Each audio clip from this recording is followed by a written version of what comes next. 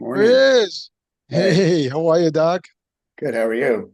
All right, all right. That's been a minute since we booked this, and so I've been Yeah, looking forward to this, and it's we're gonna have some fun today. sure. The working on the color here a little bit. Maybe zoom in a little too. Yeah, that's probably better. It matches you a little bit better, I think. Do you think? Do you think? And cool. Yeah. You go by Hurricane? If I Hurricane, yeah, referred to you during yeah. the podcast, are you Hurricane or are you Hurricane H? Hurricane H. That's right. That's Hurricane my H? my stage name. Cool. All right. Yeah, Yeah. yeah. So it's H stands for health, but it's also my first name, Hisham. So it's got a little twist to it, and Cool. when I was in corporate, that's what they give me in the insurance space. I come like a hurricane. So so when I need a name for this, 7 years ago, I'm like, I need something catchy, and it just took on. And hey, we're here. Yeah, no, It's it's fun great. stuff. Well, first of all, it is an honor and a pleasure to have you, and we haven't started obviously the Yeah. discussion, but this is just a pre-discussion. But really, thank you for the opportunity to be on and really shedding a light on a lot of stuff, especially obesity is a big deal. In the US, it's just like it's sad, it's crazy. Now, I know Yeah. you deal with it, but you deal with it on the pediatric side, which is actually, I think, a more damaging problem that we have now as a society. So we'll talk about all that, we'll break it down. It's an open discussion, 1 hour. I mean, if we go over, I mean, I know you have probably some practice and things to do, but I'll try to keep it within the hour. Does that work? Yeah, it's fine. No worries. Okay, that's it. So I'll do a 3, 2, 1, get started quickly. And so it's just to make sure the name Evan Nadler, Hmm. Dr. That's it. Evan Nadler.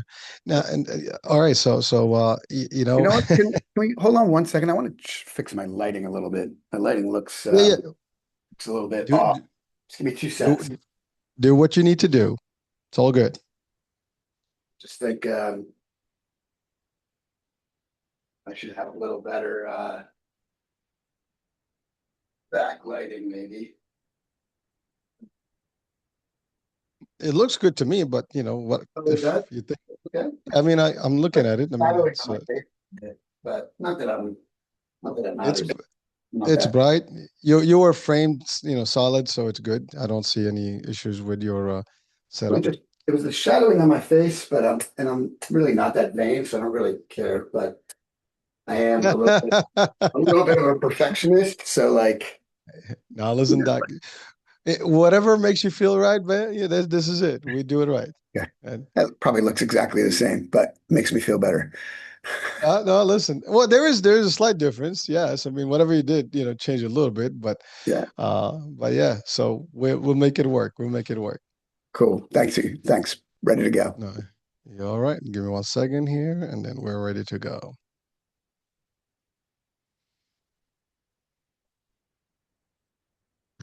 Okay, 3, 2, 1.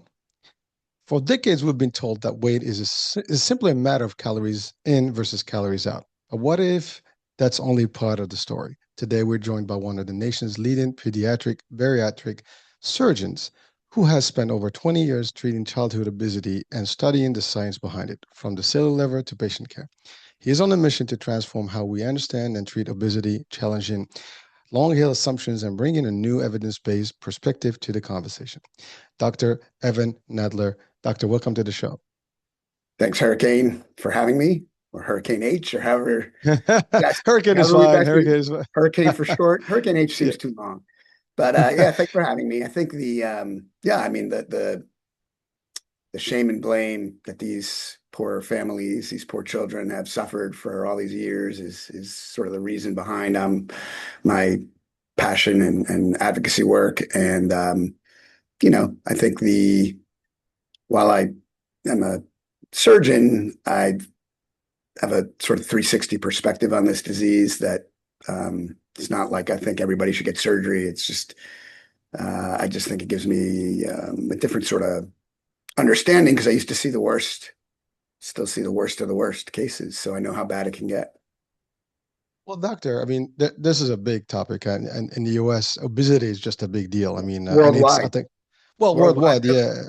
yeah. I mean, that is true. That is, I mean, it's becoming more, I travel a lot, so I see less of it, but you're right. It is a trend because the food, the culture has changed, the way we eat, the way we even our life, styles have changed. I mean, sedentary, sitting a lot. There's a lot of gaming, TV, couch potatoes kind of concept, but it's happening more and more.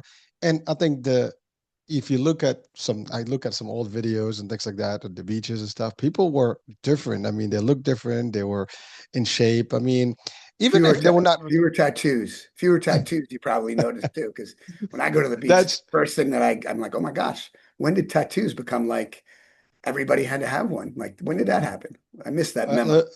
uh, listen, I don't have one. I was never a big fan of those things, and but listen, to each his own, as they say, right? People Exactly. do what they have to do. Don't judge. But but you know what? Okay, so the tattoo maybe is something that is cosmetic that you want to add to, but obesity is something that actually going to hurt you physically, and 100%. and it's sad that first of all, I think the problem is global, as you said, but in adulthood is one thing. But when we start talking about younger children, more and more and more, and Doctor, I would leave this to you to give us a little bit more of a history of how this is all going into where we are today. Like, I mean, you probably have seen it, in the trends and the statistics. So if you care sharing some of that with us and the audiences, because I think people have to be aware, especially parents, and even the kids themselves. Because I talk to my kids about food, about nutrition, about this and that, and I always get a challenge. I think it's time for people to start hearing it, from someone who's an expert at this. Like, listen, this is the formula. This is the myth. This is what happens. This is what you should be doing, not be doing. So, doctor, Right. let's talk about that, like the whole story behind it, and also, Yeah. if you don't mind, pediatric bariatric surgery. Like, let's Yeah. also explain that to our audiences. Sure. Um, so the yeah, so one of the reasons I'm doing podcasts and I'm now on TikTok and Instagram is to reach the kids themselves, obviously, because they're not their lives are dominated by social media these days. So I do think they need to hear the message too, for sure. And in terms of the global problem, it really depends on where you travel. There, for instance, the Middle East, the Gulf, their obesity problem is just as bad as ours here in the US. It's just not discussed nearly as much. But the scenario really is that, I mean, everything's important. Better food quality, cheaper food that is of quality, better access to cheaper and healthier food, more access to play spaces, more access to, you know, gym class and working out and all those things. But those things alone are not what's driving the obesity epidemic or the childhood obesity epidemic. It's far more complicated than that. And they're related because there's this field of study that's called epigenetics, which is sort of how the environment impacts your genes and how your genes turn into proteins and expressed in your body, which is too technical for most people to care about, but basically it means how your genes work. And the all the stressors in the environment, like air pollution or forever chemicals or ultra processed foods, and even things like lack of sleep or childhood trauma events, all those things can change how your genes work. And then that can actually get passed down from individual to child. So over the last, let's say 50 years now, 40, let's say 40 years, um, it's been a combination of the genetics of people getting passed down from generation to generation, but also this epigenetics or the epigenetically modified genes that get passed down. And for most people out there, maybe that's way too complicated or too much TMI or not necessary information. But what I think everybody will be able to see is that obesity runs in families, right? Like, when you see a child with their parents, generally the child and the parents sort of look the same in terms of body shape. Now that's again oversimplifying it, but the reality is that just focusing on diet and exercise it doesn't work, and we've sort of shown that over time, doesn't work for most individuals, and it certainly doesn't work for the population.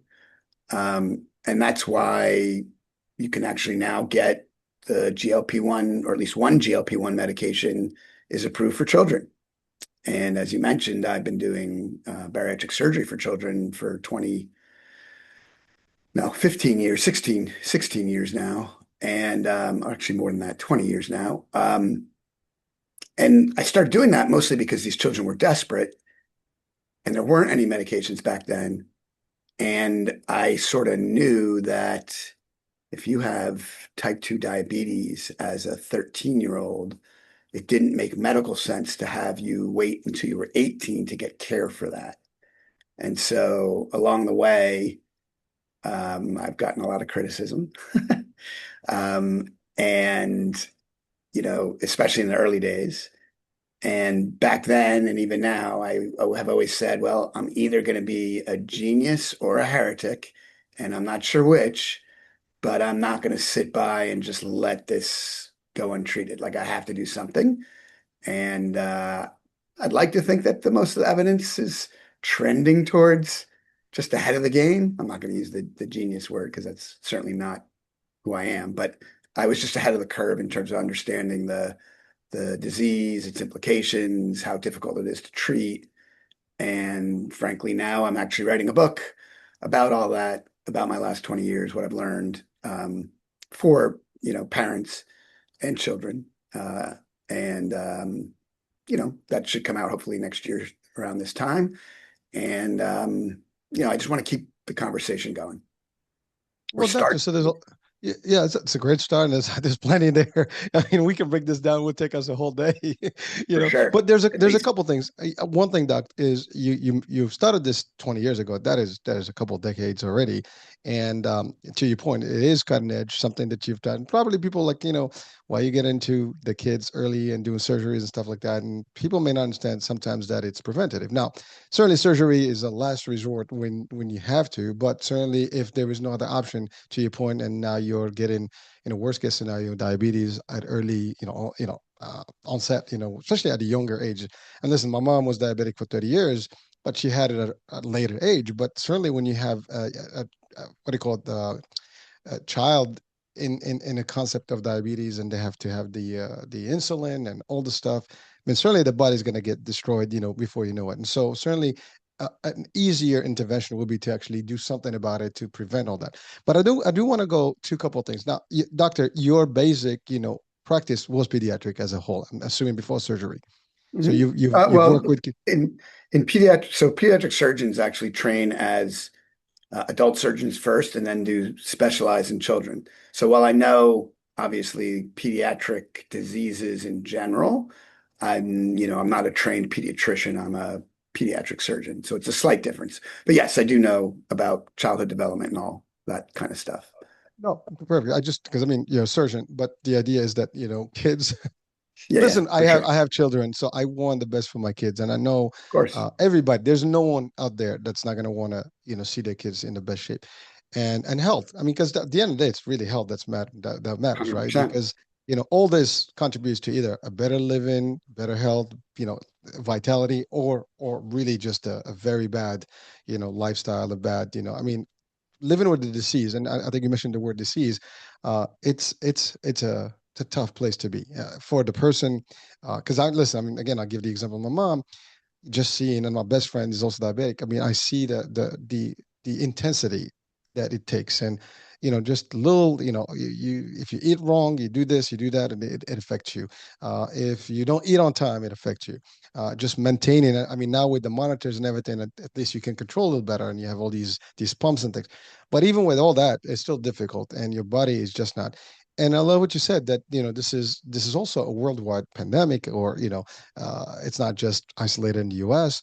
Uh, and yes, of course, there is something beyond which you mentioned genetics, because I think that's the whole thing. The idea, as I started the show, is to we're talking about weight gain versus obesity. I think there's a distinction, because Hmm. you can gain weight and not be obese and be able to monitor that. Your metabolism may be whatever. You're just not doing things.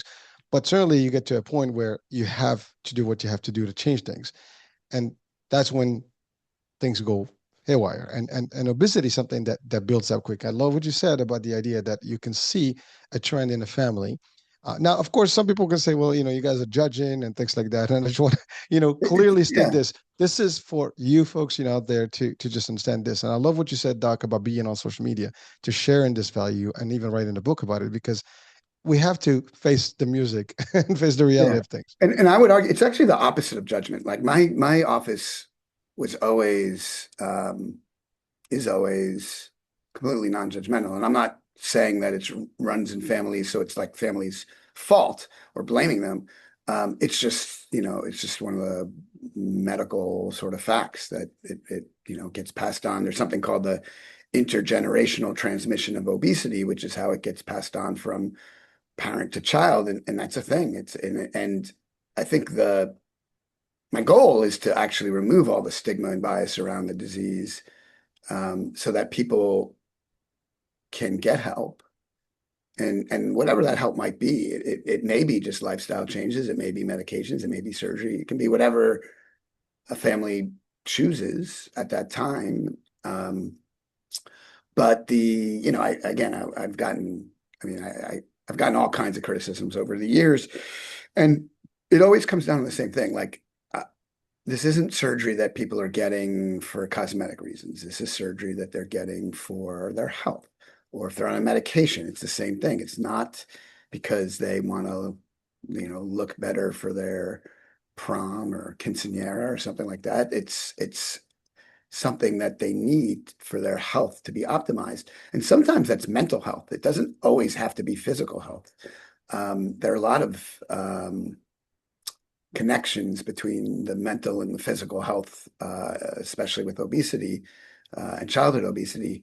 So, the point is really just it is a disease, not a lifestyle choice. Nobody chooses to have obesity. Nobody chooses to have their children have obesity. It's not due to bad parenting. Um, it's just a complicated chronic disease that requires sort of a 360 approach if we really want to make a difference. Well, doctor, someone can argue, it's not a lifestyle, but people actually have changed their lifestyles these days. And, there's more. I mean, when we were kids, at least I remember this, as a kid, I didn't sit home and we were out there every day. I mean, we were running all over the place. I mean, I was super skinny because I was literally not eating much, just playing and doing stuff, right? I was very super hyper. Now, of course, I think there is a change in how we behave, our behavior has been. I mean, with technology Yeah, and I mean, even the gaming industry has impacted, I think, this. Not to sure. blame, the gamers, but I mean, there are even lawsuits out there about this stuff, So there is a level of that. So someone can say, well, maybe if we don't have these types of behaviors, we would have not, not get to the weight, gain concept. But when you're talking about the obesity as a disease itself, you're talking about a different level that may have some contribution of all the above, but really it's really your body, your metabolism is not, Right. operating not optimum. So what we know from clinical trials, and there are hundreds of them, is that the most intense like diet and exercise programs for children with obesity result in about a 5% total body weight loss. So that means if you're a 300-pound teenager and these intensive programs actually require 26 contact hours. So that's basically either a half hour every week or 1 hour every other week. And to get the 5% weight loss. And that 5% weight loss, if you weigh 300 pounds, is 15 pounds. So after putting in 26 hours of work, you now weigh 285. So you can imagine that that's not really cost effective in terms of if the cost is like the time and effort you put into it. So I don't disagree that we need to change all those things if we can, because some of them are sort of unchangeable. Like we're not going to roll back technology. We're not going to roll back the gaming industry or there was a time where I remember where people were pitching the Wii Fit. The Wii Yeah, I know. had a fitness episode, whatever game that you could play to help that we used to tell kids, if you don't want to leave the house, here's something you can do to try to increase your exercise. Um, but again, we just know it doesn't work for people once they get to having obesity. Yes, for like standard weight gain, it certainly can help. Obviously, anyone who's tried to lose weight, no matter what size they are, when they do that, will notice that their body plateaus. And so there's something called metabolic adaptation where your body actually wants to maintain whatever weight you're at. People might remember that movie, Super Size Me, where the guy ate McDonald's like every day or 3 times a day for like a month or something and gained a truckload of pounds. And then when he stopped and went back to his normal diet, the weight came off because his body didn't really want to be however much that weighed. So that's why I say it's super complicated. It's not just like, as you mentioned in the intro, it isn't calories in, calories out because your body's metabolism changes. So even if the calories in, calories out stays the same or becomes negative, like you burn more calories than you take in, your body is going to fight that because your body is designed not to let you starve to death or wither away to nothingness. So, it's not, it's programmed. Your brain is programmed to keep you alive at all costs. So if it senses you're losing too much weight in its mind, and that's a whole nother topic of how the brain decides what weight you should be. But if it feels like you're losing more weight than you should, it'll stop you. It won't let you lose more weight. It's why people can go on these 90-day hunger strikes and not, a 90-day hunger strike, in theory, if you think about it, that should be, if you don't eat for 90 days, you should, it's hard to imagine how you stay alive, but your body figures it out. So anyway, that's why, again, I keep going back to the fact that it is a disease and it's a complicated disease. And I think childhood obesity may even be either a more severe type of the disease or even a completely sort of separate form of the disease. Because again, if you think about, like I've seen 10-year-olds with no reason to have type 2 diabetes other than their obesity and no reason to have their obesity from like a genetic standpoint or any other standpoint. And if you think about a 10-year-old, I mean, how bad would they have to eat and how little exercise would they have to do to get to diabetes? I mean, it doesn't actually make sense, right? It's like they've only been on the earth 10 years. How could they possibly get there just from the external environment and an external environment that they probably didn't even have control over for the first 5 to 6 years of their lives, right? So again, no parent is feeding their child into diabetes at age 10. It's just not, it just doesn't happen. And unfortunately, the cruelty of our world or reality of our world is that people will still blame them, right? Like I'm sure there'll be comments on this podcast saying, that's not true. I see the kids and they're eating like crap and blah, blah, blah. And it's, again, it's actually really complex. There's the socioeconomic pressures. There may even be, brain, especially in adults, they talk about food addiction and how the brain can sort of force you to eat stuff that you know is bad for you. And that's in part how the GLP-1 medications work, is they get rid of the food noise. So again, I think we're just really starting to understand the disease because of these new medications.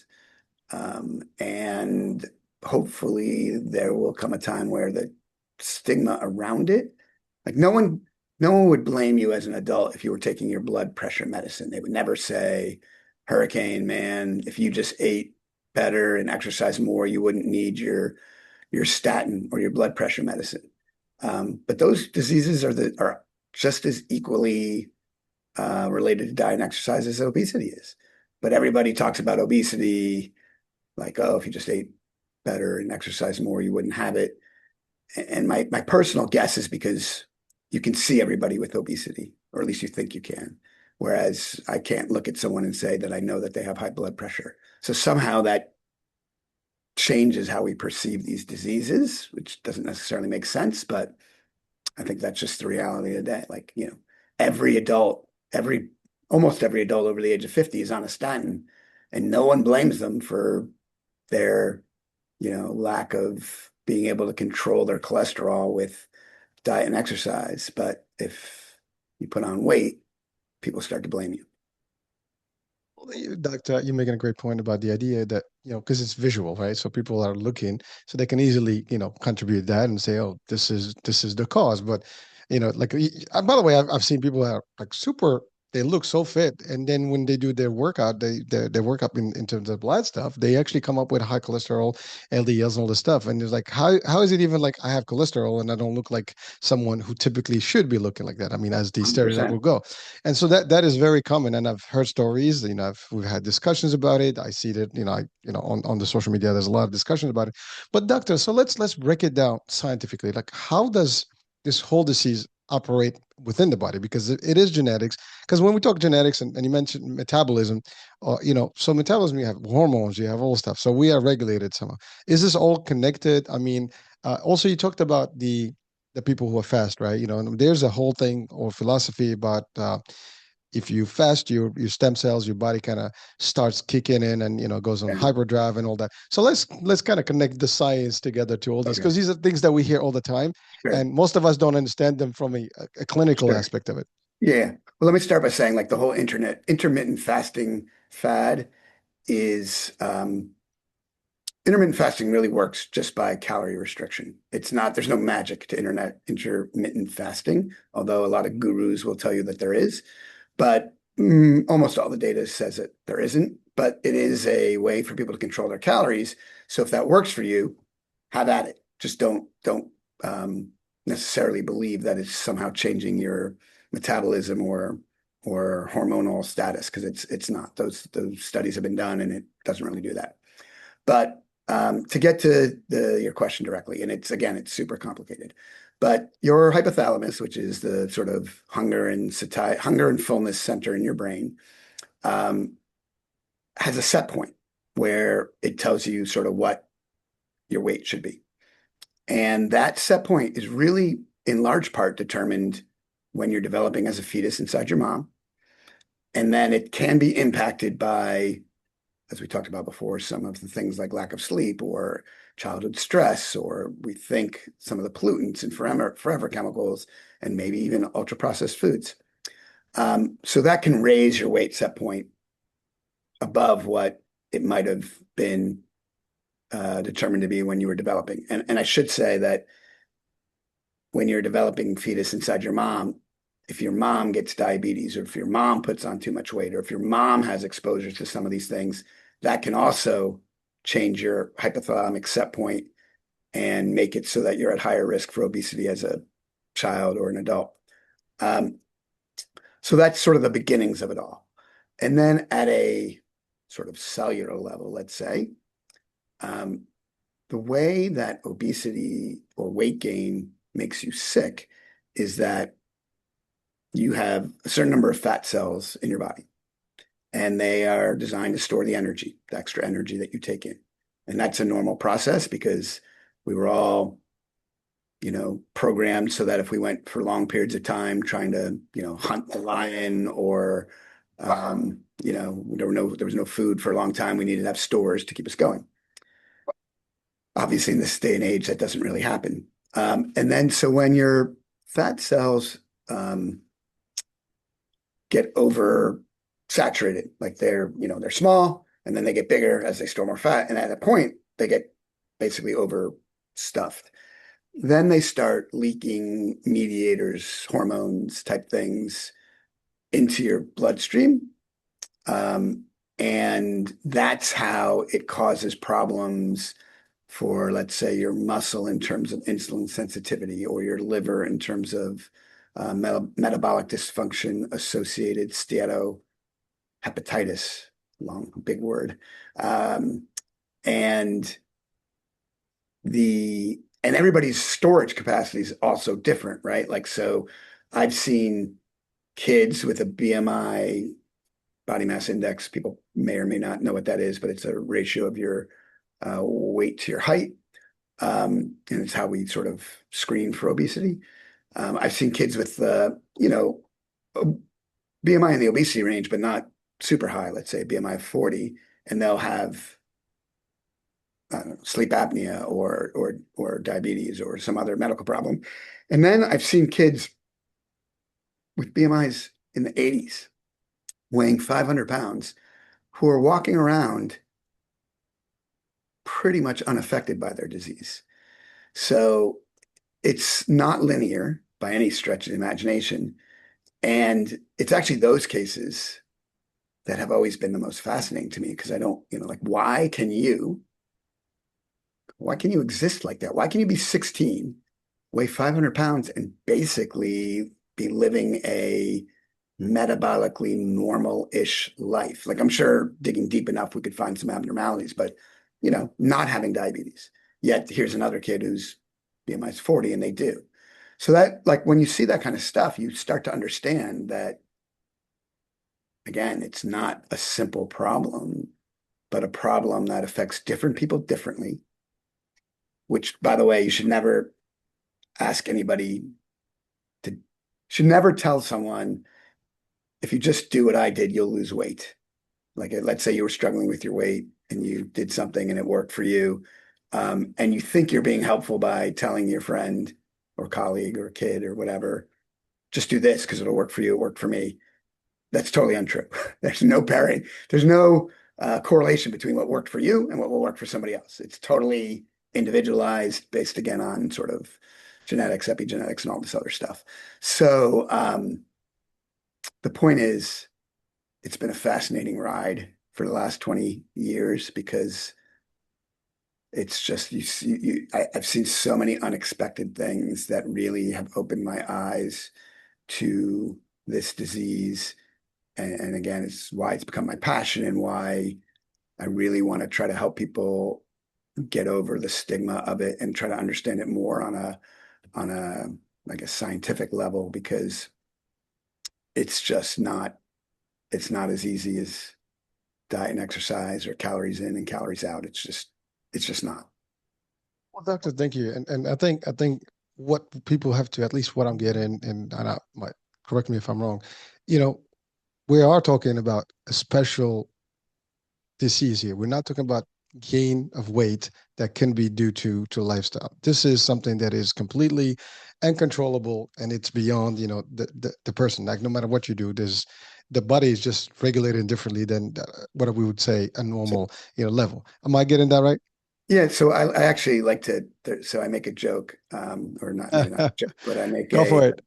it's not really a joke because it's not really funny. It's more of a, I don't know. Anyway, we've learned a lot about autism over the last, 20, 30 years. And now we call it autism spectrum disorder because we know that some people may have like very few signs or symptoms, and then others may have a lot.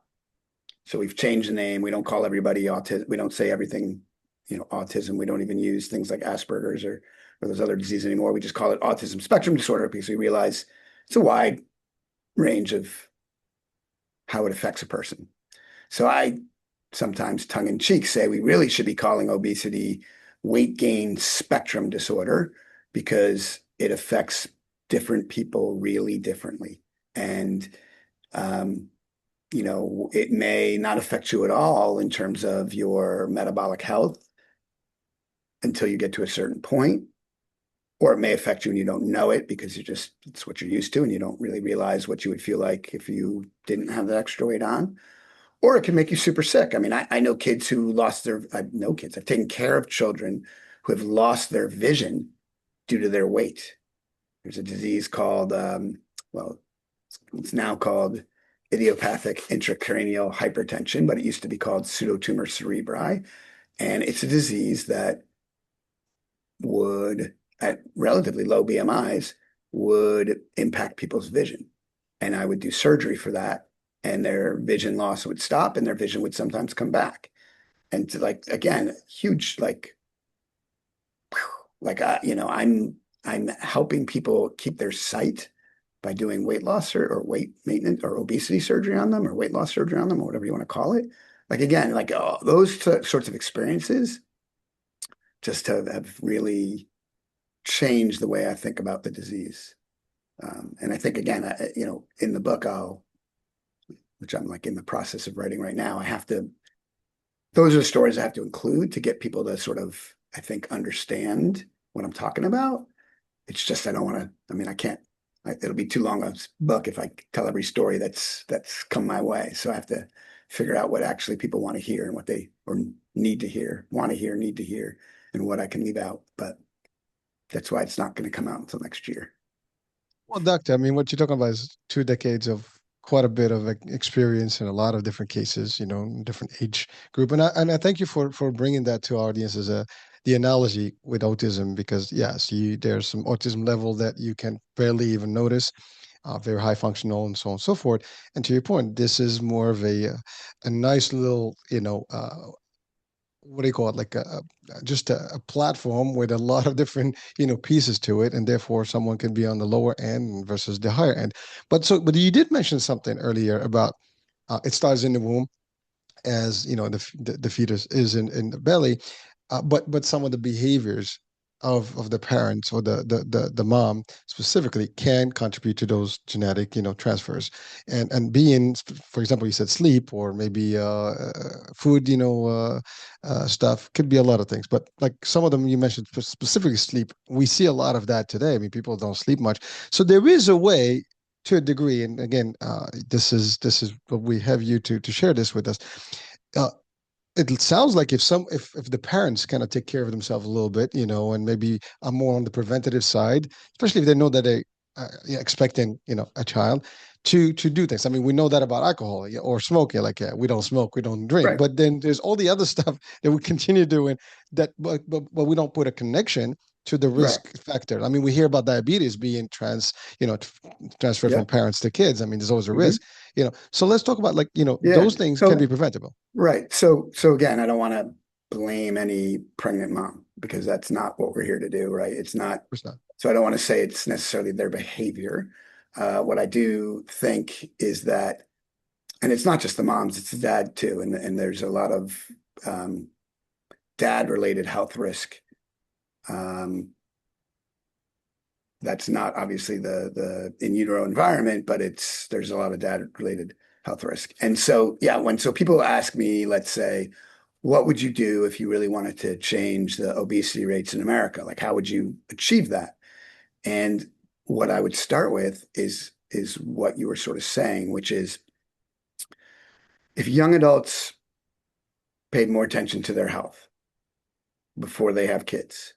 And as we all know, because we were all, well, those of us who were young adults at one point, we all know that we never saw a doctor and we never cared at all about our health because we were invincible or whatever. We just didn't, we were out partying, whatever we were doing. We weren't going to the doctors, I'll tell you that.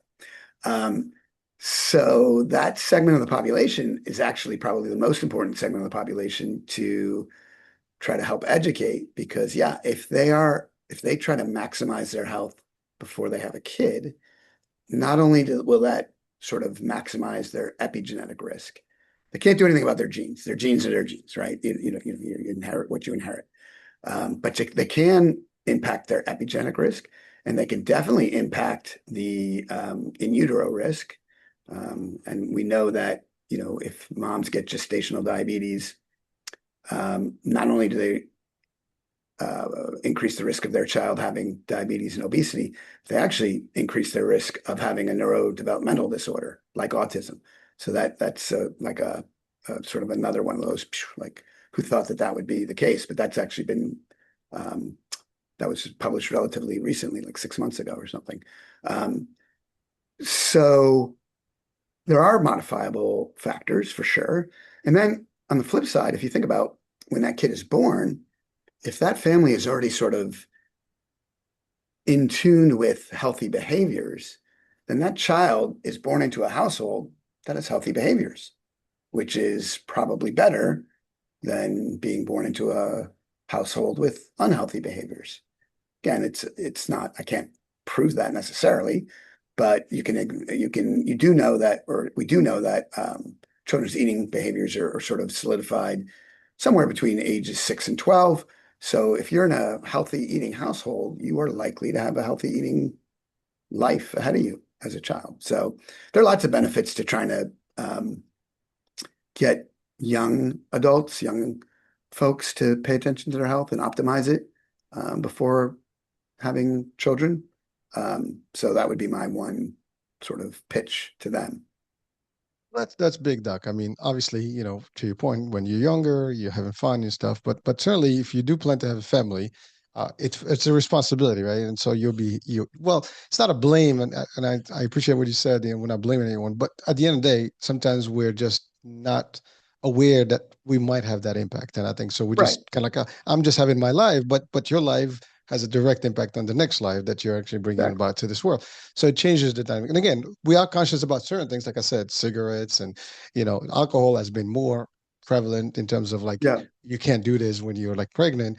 But and by the way, I love what you also stated because you're right. We always kind of relate the delivery and the pregnancy to the mother, but we forget that the father has a contribution too. I mean, there's Yeah. there's there's two components that make the baby, right? So there's a male and a 100%. Yep. female component. So there is genetics that come from both sides, and therefore there is that behavior that can be in the genetics and or the Yeah. And deficiency there's that can be again, there. it's and some of the epigenetic stuff is thought to, through the sperm, and that your sperm, the genes in your sperm are different because you were, again, having ultra processed foods or forever chemicals or whatever the negative actor is. But there are lots of data that show that the men are significantly involved in that baby's risk.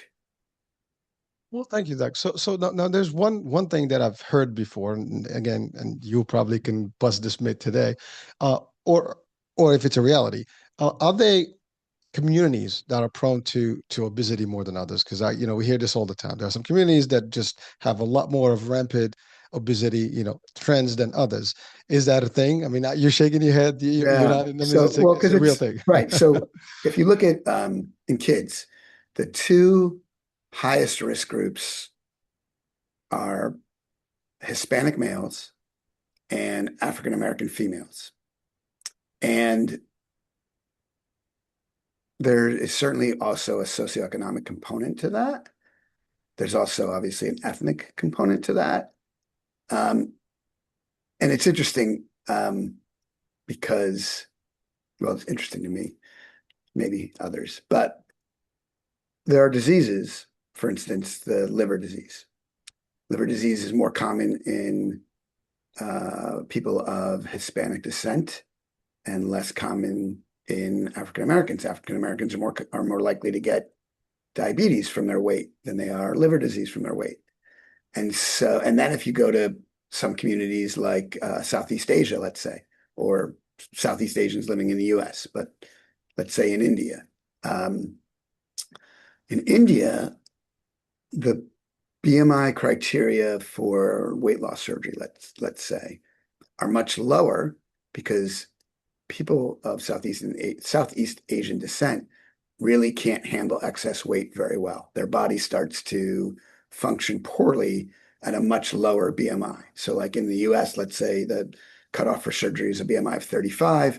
In India, it's a BMI of 28 because in India, they're already getting diabetes at 28. Now, that should also be basically come back to the US in terms of different ethnic groups have a different response to excess weight.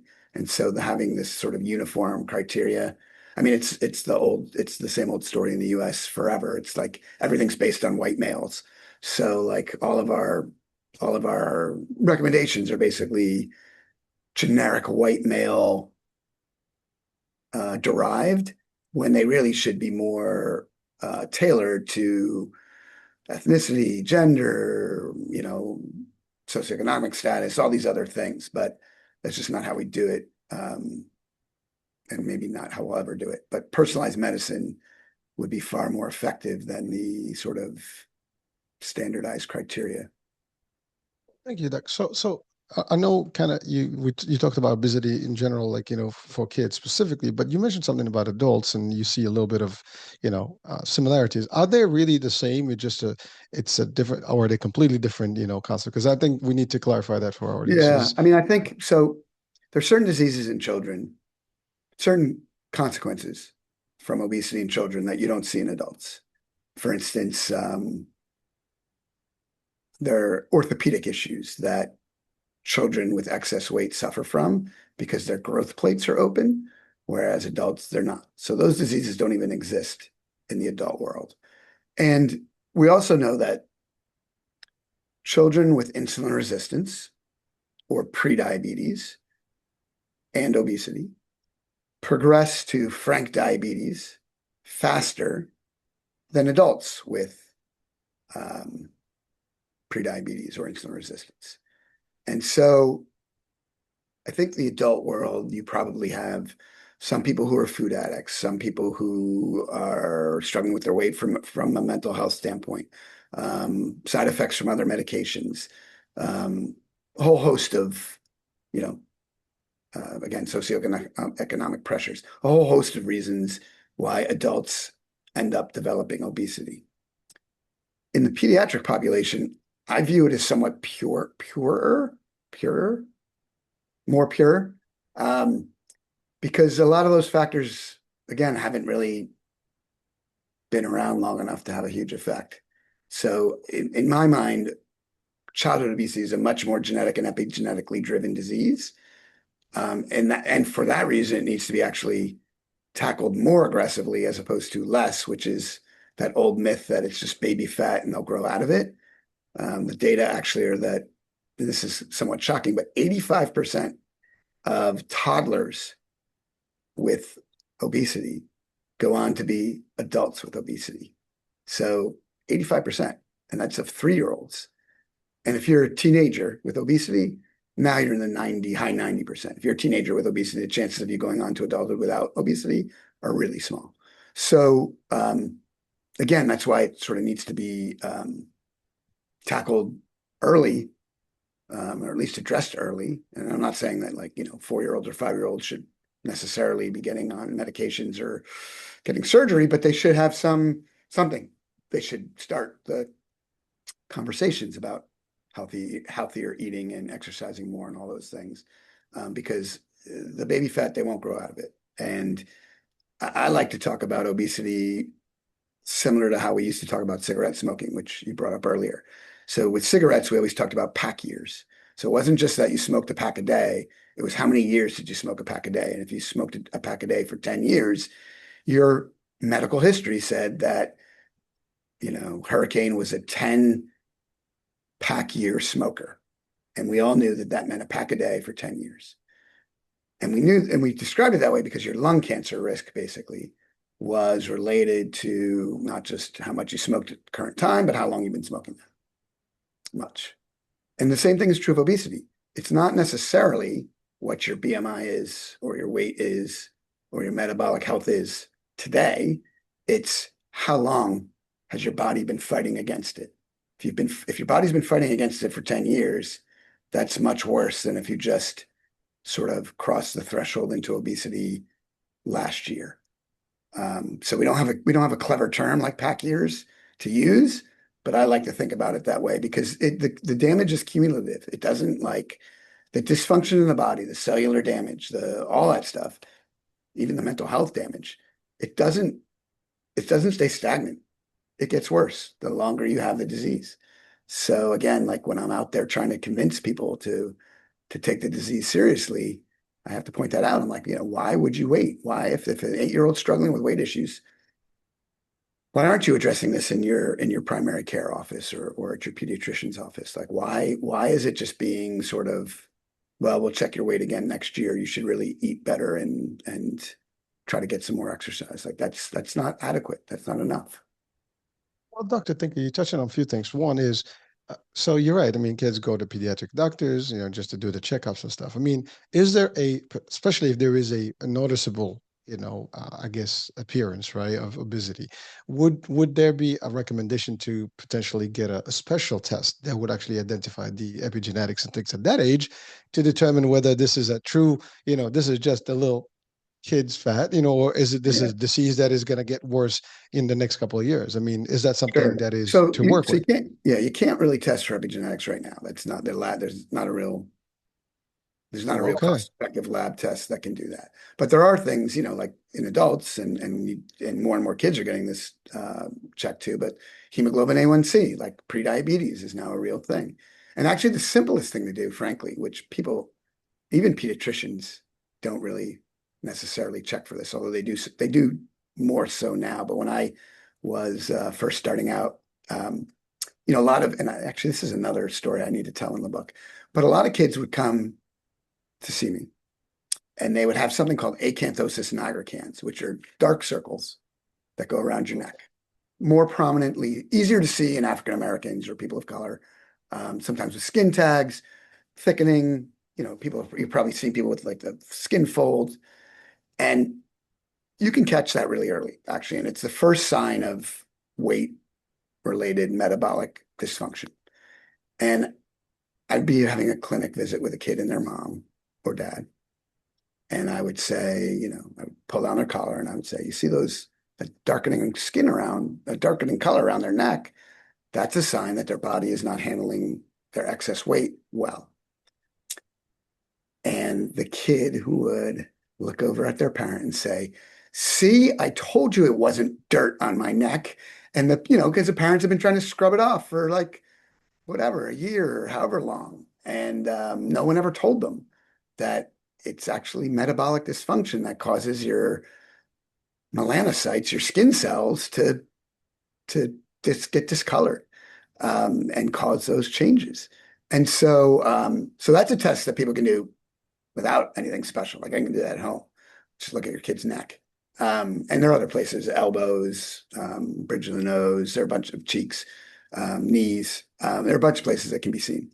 Now for families who are struggling with severe obesity, let's say, there is some free genetic testing that people can get done that is not necessarily clinical grade, but it's a great sort of screening test. And there's a website called Uncovering Rare Obesity that I think you still need your doc to request it for you, but they send like a kit to your home and you swab the inside of the mouth and then you send it back to the people and they give you a breakdown of your genes, and it looks at about 100 different genes that are potentially related to obesity. And I used to use that a lot to help understand what you were just talking about, like if there were a lot of genes or even a couple important genes that had variants, what we call variants, then I would say to the family, I said, listen, this is probably something that is going to be a lifelong issue and an unresponsive to sort of the less intense interventions, and that you might need to move more quickly toward medication or surgery or whatever. For sure, go ahead, start doing the lifestyle stuff because everybody should be doing that, including you and me.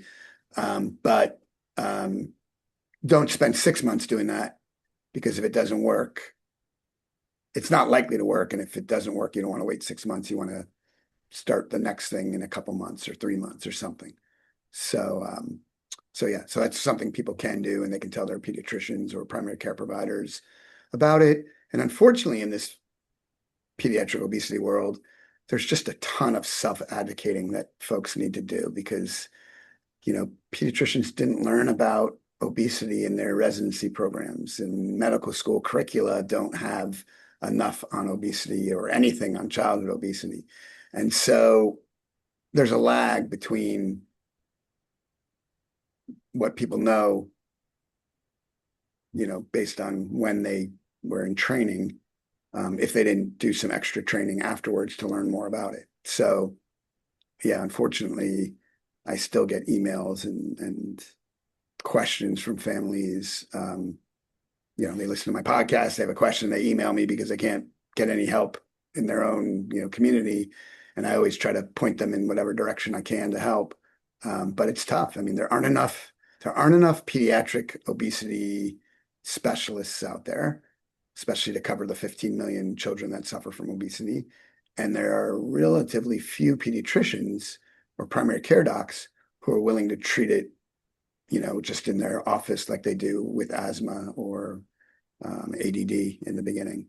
So that's another sort of advocacy effort for me, is I'm trying to get the education platforms out there so that docs NPs, physician's assistants, whomever is taking care of the children in the primary care offices get more comfortable and start doing more to treat obesity than just telling folks you need to exercise more and eat better because that's not enough for most of these kids.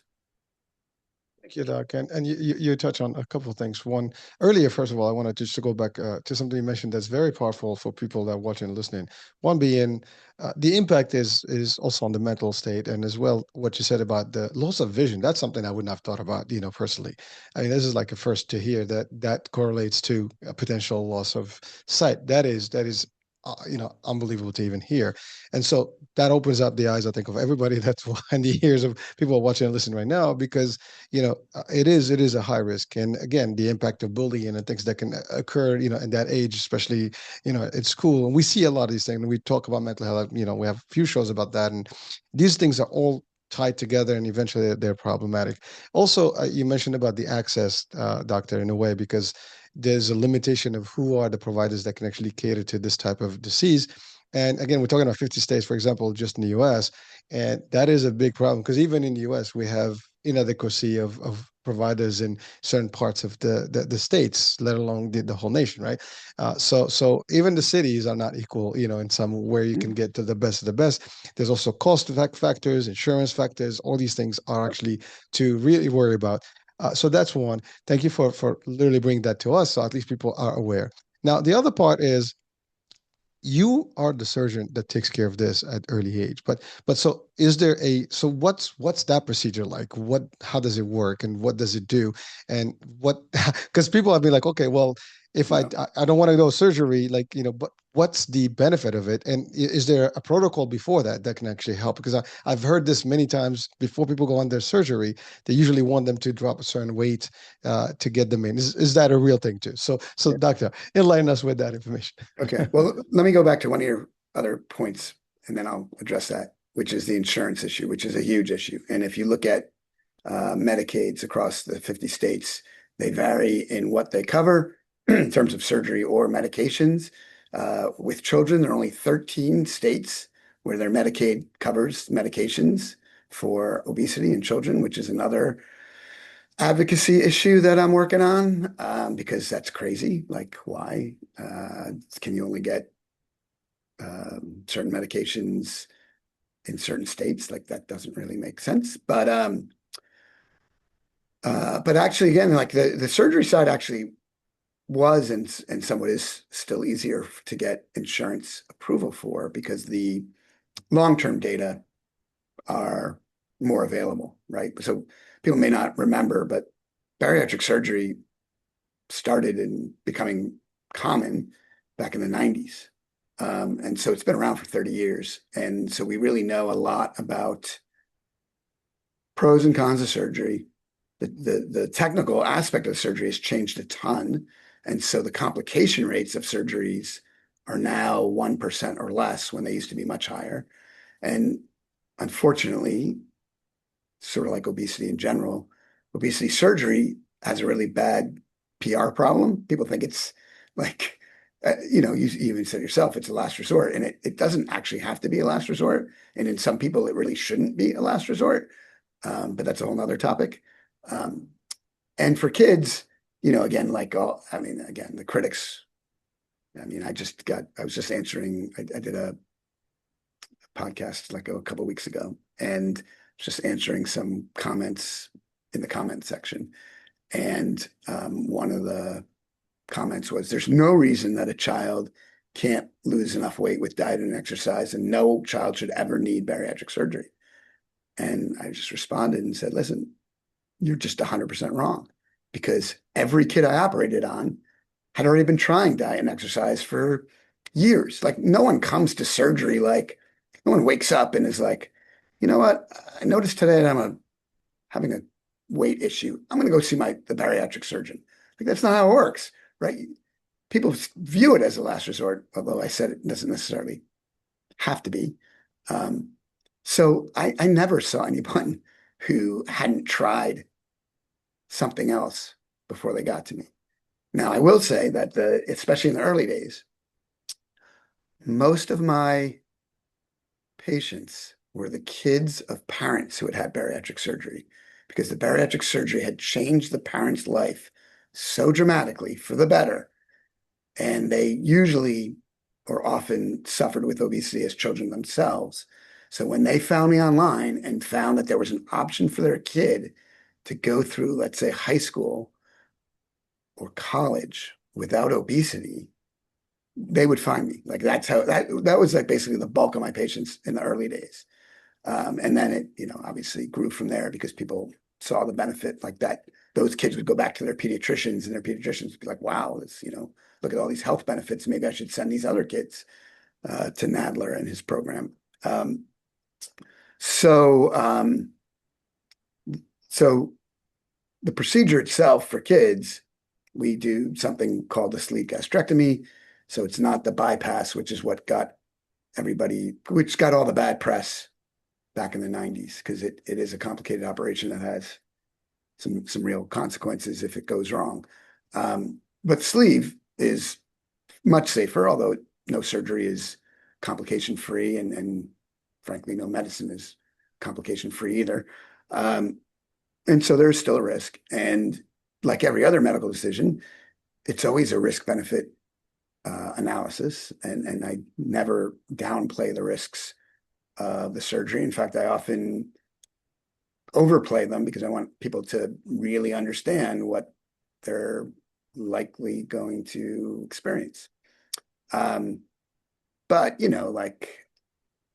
type 2 diabetes can be cured with bariatric surgery. And again, this pseudotumor cerebri or idiopathic intracranial hypertension can be cured, and fatty liver disease can be cured, and sleep apnea can be cured. And all these things can be truly cured with weight loss surgery.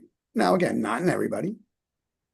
I often talk about statistics, which bores listeners to tears, but I do it anyway, because the world is a bell curve, meaning like the average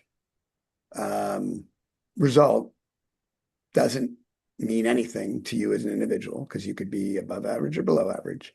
And what people don't even really understand, I think, unless they have some statistical training, is that only 2/3 of people are even within like a range of the average, one standard deviation in either direction, plus or minus.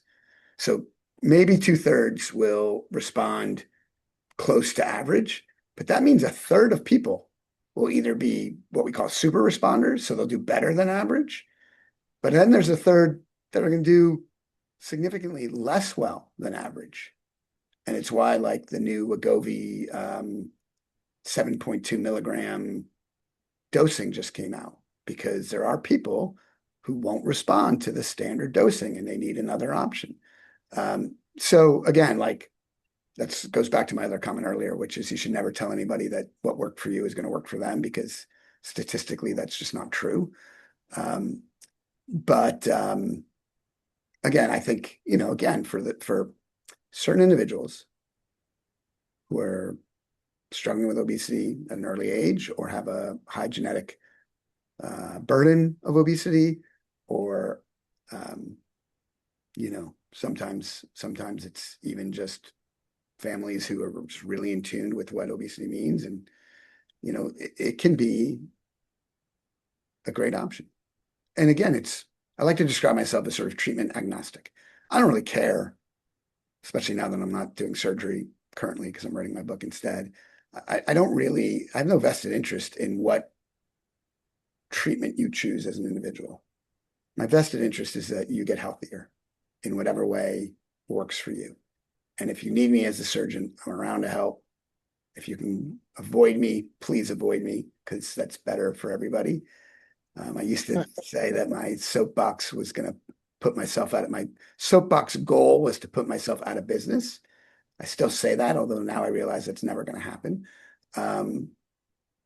But yeah, I mean, the critics along the way, oh, you're just trying to do more surgeries because you get paid more. I was like, no, I actually don't get paid more if I do more surgeries or not. It's not how my contract works. Actually, I get the same amount no matter how many surgeries I do. So actually, I should do fewer because then I get paid more for doing less, but that's not how it works either. So anyway, it's like I talk about this disease because I care about the children who have it, care about the families who are dealing with it, and for no other reason. There's no ulterior motive. There's no like, I'm not pitching you supplements or peptides or, compounded meds or any of that stuff, which is all over the adult world. But this is in kids. And so, no one's going to do that. No one's going to, there shouldn't be any snake oil salesmen for children. And I'm certainly not one of them. Well, doctor, I just want to commend you for being as open about it as possible. And of course, you do it as soon as you care. And you're right. I mean, you said it. There's not too many of you out there that do this. One, two is it's a needed, and it's just getting worse and worse. So this is something that we need more of you to do this. And of course, education is a big piece of this. People have to understand it. And thank you for actually coming around into these shows and sharing the value and the insights about it. Because for the most part, this is probably going to be the first time a lot of people are going to hear the details about it the way you presented it today. At least in my audiences, right? And so it is eye-opening to hear all the stuff and all the factors, and you kind of cleared a lot of mystical stuff that we we have in our minds about obesity in general. And it is things. If I know we've passed the hour, but a couple of things now. The procedure itself, I mean, is it a long procedure? I mean, does it take what's the recovery time? Because people sometimes are considering all these things, are like, oh my Sure. God, I don't want to go. Yeah. Yeah. So for kids and adults, you can do, so all these procedures are done what's called laparoscopically. So like 5 small incisions. You're out of the hospital in one night, usually, sometimes two. You're back at work or in school in 2 weeks. The procedure itself, at least a sleeve for sure, takes about 45 minutes. It's amazing, actually, how it's all progressed over the last 20 years. But yeah, like on my busiest days, I would do 4 of these operations in the same day. And it can definitely, Right. help a lot of people. But it's not, again, it's not the same old surgery that used to get all the bad PR. But again, I don't want to be like perceived as pitching surgery because I'm not. But I think people just need to, like, there are a lot of misconceptions, myths about obesity, treatment in general, and bariatric surgery specifically that just need to be busted. There was that old show, Mythbusters. So I kind of, I love that show. yeah, But doctor, but it is, thank you, because at the end of the day, you're right. I mean, listen, I've had many discussions with surgeons, and they always say, like, if you don't have to take surgery, don't. But when you have no choice, it can save your life. It can make a big difference in how you opt, you optimize your life and everything. I mean, to your point, it's. By the way, I thought it was going to be more complex than what you mentioned. I mean, you made it sound like it's well, not a very. I mean, for I mean, kids, obviously, yeah. yeah. And what we do is we actually remove about 80% of the stomach um, with using a stapling device. That's actually what a sleeve gastrectomy does. And if people are interested in that, there are a bazillion online videos of it, or in there are videos on my website, and it's there's lots of public information. Bypass is still done in about 25% of patients in the adult world, not really very often in kids. And that's the right operation for a different select group of people. So obviously talk to your providers about these sorts of things, but it has developed I mean, again, it's been around for 30 years, so we've come a long way. Thank you, Zach. And by the way, you said something also powerful for our audiences, just to reiterate, is the idea that it could reverse some of these dangerous illnesses that come along, such as diabetes, hypertension, all these things that you mentioned. I mean, I think if I'm not getting wrong the idea that if you do this and that's the ultimate option, as opposed to just testing it out with medicine, so on and so forth, and getting worse. Because again, there is a side effect to medications, in the Yeah, long run, your kidneys, your liver. So there's more to that. So you can bypass all that and maybe avoid all that by sure. opting into a surgery if it makes sense. And I'm sure, Right. doctor, you And guys do all your assessments as well. So on right. surveys. And I mean, there are about 20% of patients who either don't lose enough weight with surgery or who have weight regain after surgery. So it's not perfect.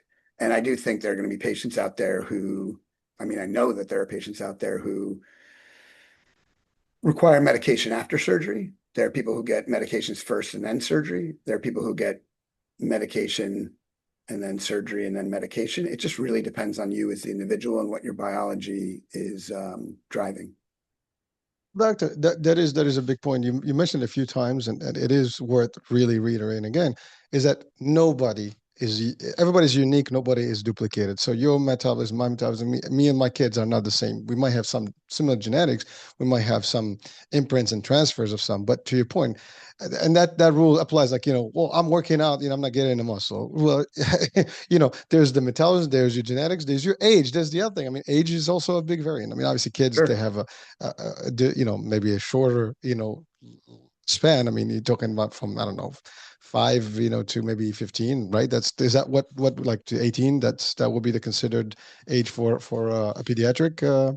So it depends, but most children's hospitals go up to 22. And Oh, actually, wow. I used to take care of even older than that because I think a lot of young adults, especially if they have autism spectrum disorder or some other complicating factor, um, a lot of them are better served at a children's hospital than an adult hospital because their needs are more in line with what teenagers need as opposed to, you know, 40 to 50-year-old adults.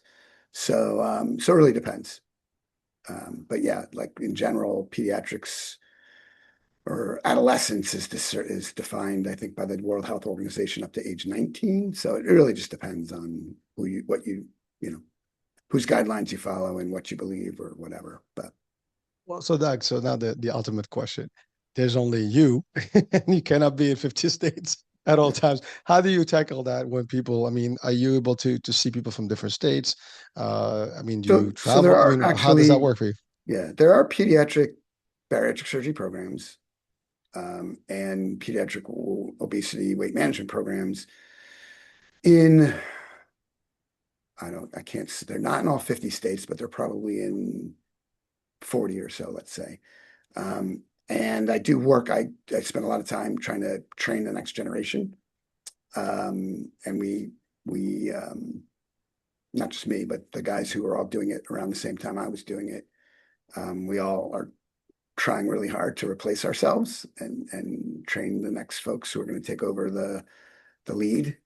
Um, and so right now what I do is if people contact me is I try to help them find places that are close to them to help out. And I did for a short period of time have a telemedicine practice where I could see people from lots of different states.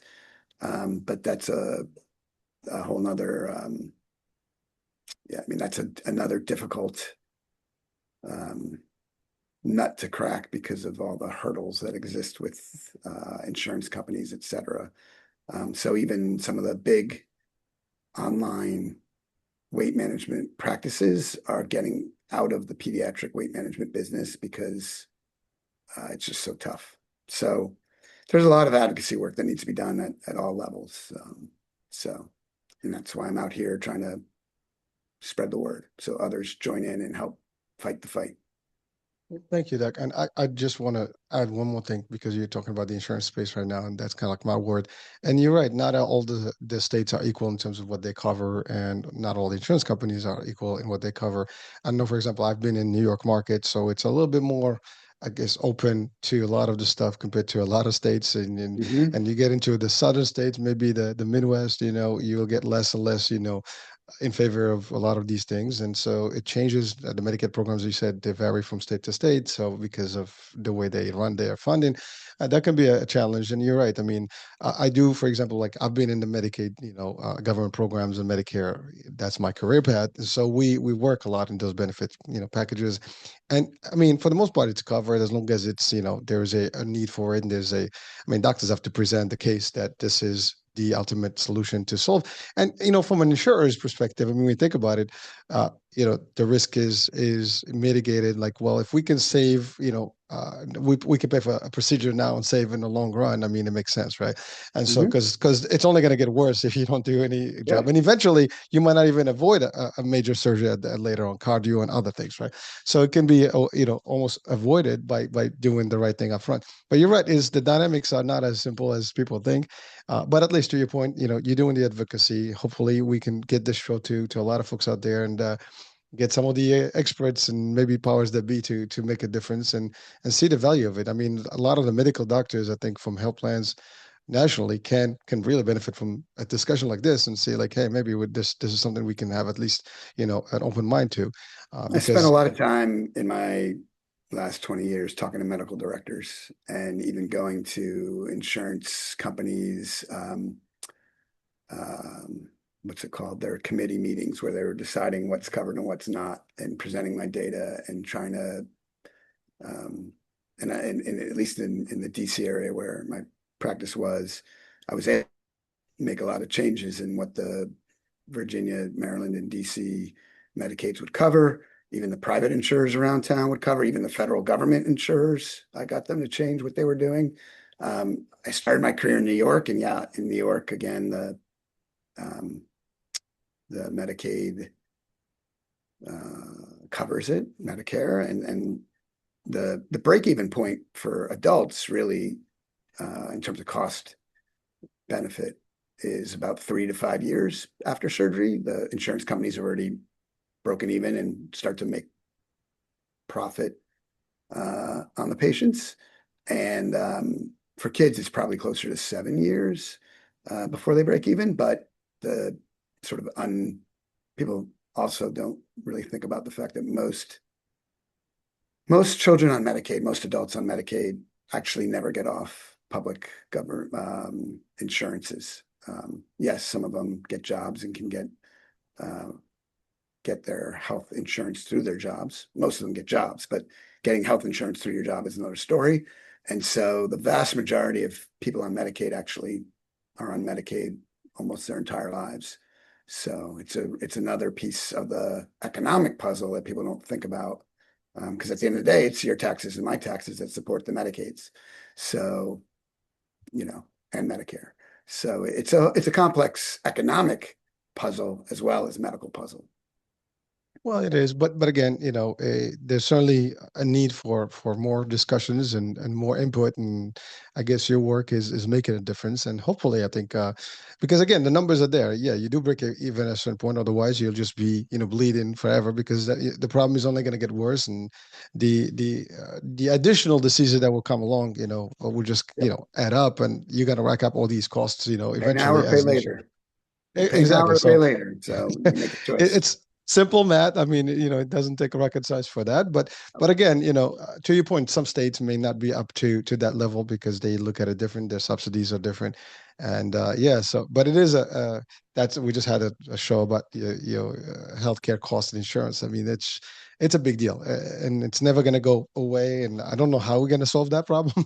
And by the way, it's No. not just in the U.S., worldwide. Now, that's a final question for you, Doc. I know you talked about this is a problem, worldwide problem.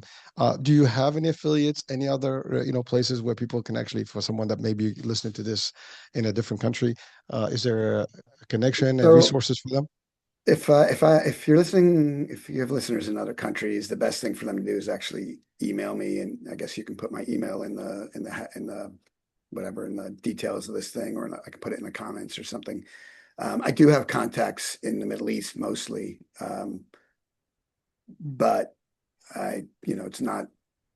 Um, I do have contacts in Europe and other places as well, but most of my main contacts are in the Middle East. But I'm happy to try to help folks find providers wherever they are. So Well, thank you, Doc. And you will have your website, so they'll have the exact sure, access to you, yeah, and they can, perfect. reach out to you directly. So yeah. Well, listen, Doc. I mean, this conversation is fun and we're exciting because it's a lot of good stuff that we can share with our, world Yep, here. So I want to thank you for really taking the my time, pleasure. and being with us and really enlighten us here. And so that's it. Well, Anything you want to leave our audiences with before yeah, my we? only ask is, that when my book comes out, that you let me come back on and talk about it and keep this conversation going. Um, people Mi should check casa out. es su casa. You're welcome anytime, Doc. People should, people should, check out my website, my YouTube channel, email me, whatever. I'm always available for help.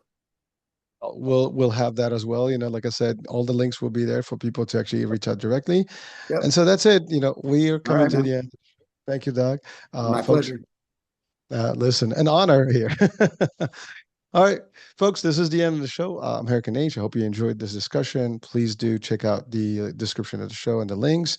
And we'll be talking soon. New day, new show, new topic, new guest. Bye for now. All right, that's a wrap, Doc. Wow, that's Cool. pretty solid, man. I love it. Yeah, Thank you, good. man. All right. I hope I, Well, I hope yeah, you enjoyed the discussion. And yeah. Just let me know when it comes out, and I'll send it around my socials and help publicize it and all that stuff, and we'll go from there. I know I'll send you the links when probably the end of the week. So you'll have the audio, the video, and then you can just it's your show. And yeah, so whatever there's something on change that you want to bring to the table again in the future, hey, just let me know and we'll I'll hit this you is your up. home. Now you mentioned podcast. Do you have your own podcast?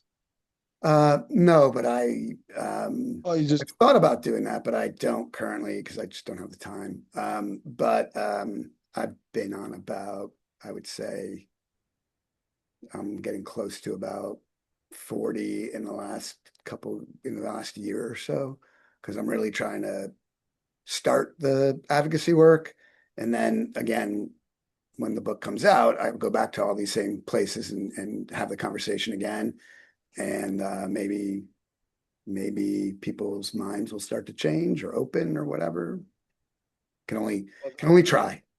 Can only well, just you're not trying, you're doing, and that's a big difference. And I really appreciate that, and thank you. I mean, it's real an honor, to have you and to have met you today. And yeah, so listen, we're in touch, and okay, whatever you need, iHealth cool. Radio is your place, and we can certainly push. And by the way, if you have other shows you want me to push, just I'll send you the link. You can just put them in there, and I can just promote them as well. Like as Oh, long as their hosts will be fine with that. But it's all about great. it. My work is about sharing information with the world and getting to be educated in what's available to them. And that's really what this is about. So Cool. so I All want to right. thank you for that. Sounds awesome. All right, Thanks, man. Nice meeting you, and we'll be in touch. pleasure. You got it, Doc. Thank you. See you. Bye. Bye bye.